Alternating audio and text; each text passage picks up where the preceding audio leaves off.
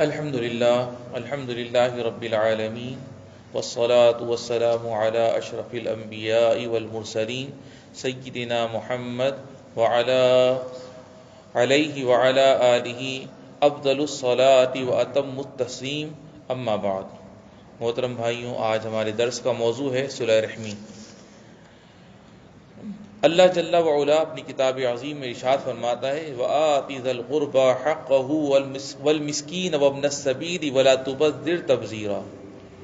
اور رشتہ داروں کا اور مسکینوں اور مسافروں کا حق ادا کرتے رہو اور اسراف اور بیجا خرچ سے بچو۔ ہمیں شریعت نے بہت سی آیات اور احادیث میں صلہ رحمی پر ابھارا ہے۔ حضرت ام المؤمنین عائشہ رضی اللہ عنہا سے مروی ہے، انہوں نے کہا کہ اللہ کے رسول صلی اللہ علیہ وسلم نے فرمایا الرحیم معلقۃ بالعرش تقول من وصلنی وصلہ اللہ ومن قطعنی قطعہ اللہ، یعنی رشتہ عرش سے لٹکا ہوا کہہ رہا ہے کہ جو مجھے ملائے اللہ اسے ملائے، اور جو مجھے کاٹے اللہ اسے کاٹے۔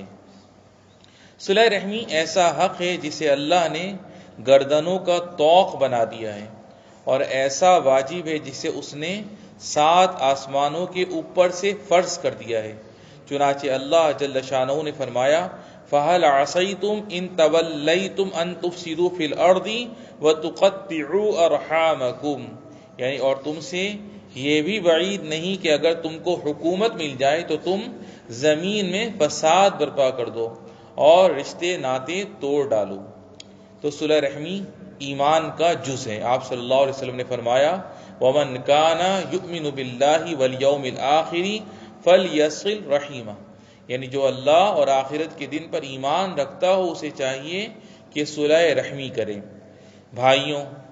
آپ یہ بات سمجھ لیں کہ ارحام رشتہ دار تمام قرابت والے ہیں، چاہے وہ ماں کی طرف سے ہوں یا باپ کی طرف سے ہوں،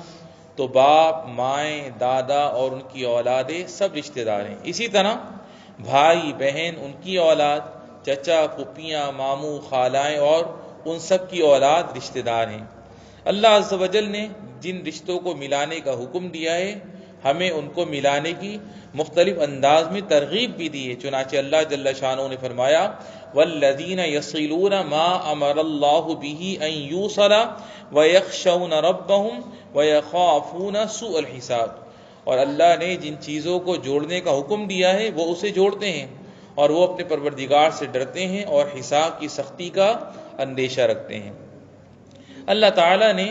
صلہ رحمی کا دنیا میں جلد مل جانے والا ثواب رکھا ہے، اس کے ساتھ ساتھ صلہ رحمی کرنے والے کے لیے آخرت میں جو جمع کر رکھا ہے وہ الگ ہے۔ حضرت ابو ہریرہ رضی اللہ عنہ سے مروی، انہوں نے کہا کہ میں نے رسول اللہ صلی اللہ علیہ وسلم کو فرماتے ہوئے سنا ہے کہ من سرہ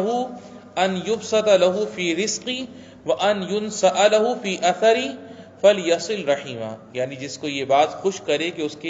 اس کی روزی کشادہ کر دی جائے اور اس کی موت پیچھے کر دی جائے، اسے اپنے رشتہ داروں سے صلہ رحمی کرنی چاہیے۔ مسلمان کو صلہ رحمی کرنے کا حکم دیا گیا ہے، اگرچہ اس کے رشتہ دار اس کے ساتھ برا سلوک کریں۔ عبداللہ بن عمر رضی اللہ عنہ سے مروی انہوں نے کہ نبی کریم صلی اللہ علیہ وسلم نے فرمایا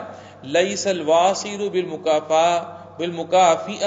ولکن الواصل الذی اذا قطعت رحمہ وصلھا، یعنی بدلہ دینے والا صلہ رحمی کرنے والا نہیں ہے،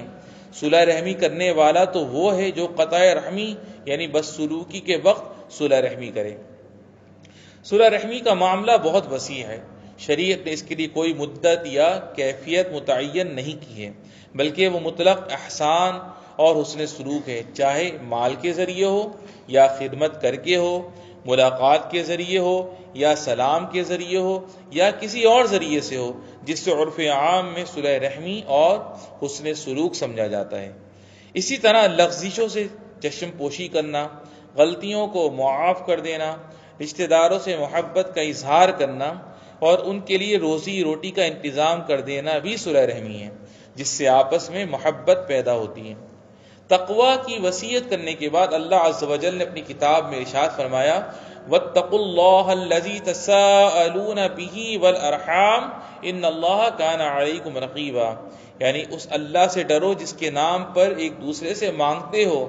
اور رشتے ناطے توڑنے سے بھی بچو، بے شک اللہ تعالی تم پر نگہبان ہے۔ تو بھلائی اور خوشخبری اس کے لیے ہے جسے اللہ عز و جل صلح رحمی کی توفیق دے دے،